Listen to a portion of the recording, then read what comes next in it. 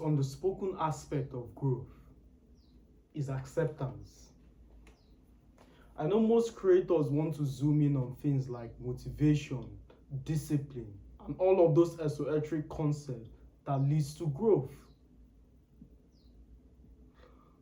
However, if you do not understand this concept of acceptance, it nullifies the aforementioned.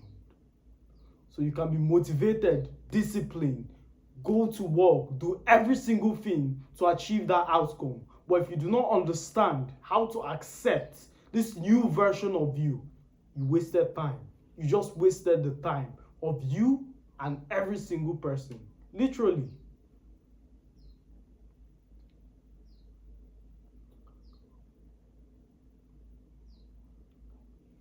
When you grow and you meet the people whom used to know you, the desire to conform to the previous version is imminent. You begin to go to the gym, you meet previous bodies. All of a sudden, you're hiding your muscles, you put on baggy clothes so as to not make your audience feel insecure. It's not the case, my friend. It's not the case.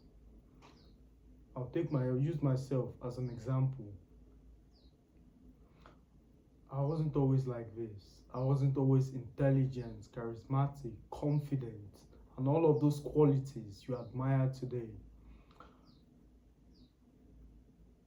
I also wasn't a bad kid, like a drug addict. No. Yes, I did some things shady, but I'm not some reformed drug addict. I never went extreme in my conduct. Didn't do drugs, alcohol, things of that sort. So when I meet former friends, the desire to go back into previous slangs, to become the previous version of you, is alluring because they see you through the lens of that former version, and they're also relating through the lens of the previous version.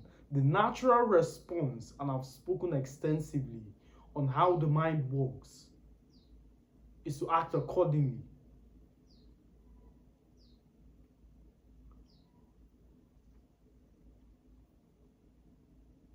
Acceptance of this new version is the solution. If you accept yourself, accept what you've become, accept the new faith, then you're ready for the next level. I can invariably guarantee people would push back. Oh, you think you're better than us? Why don't you come smoke? Why don't you drink alcohol? Oh, you're trying to be clean. And they will make all sorts of jokes. Unfortunately, they're not trying to backlash you because of you or what you're doing, because your actions holds a mirror to your standards. It's a different feeling when you see someone you know winning. That's why envy is rottenness of the bone. That's why envy is prevalent. That's why people, especially here in Africa, would find it more beneficial to poison a brother, a friend, someone they have access to by proxy, as opposed to work hard.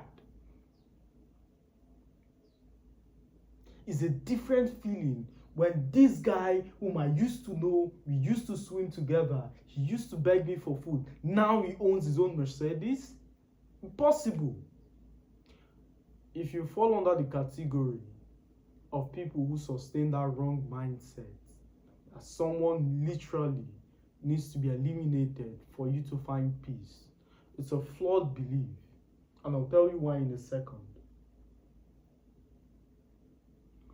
Let's say you succeed. Okay, so what's that? 499 more millionaires to take care of. Can you do all that? How much blood do you want on your hands? How much time would you spend becoming envious? The same strategy it takes to be envious is the same it takes to be successful. The same strategy it takes to steal is the same discipline it takes to be successful. Look how smart thieves are. The timing, the ammunitions, the ability to procure and convince individuals, all of the mechanics that goes into theft. Think how intelligent heists are planned. That same intelligence can be used to start a business, to do something productive.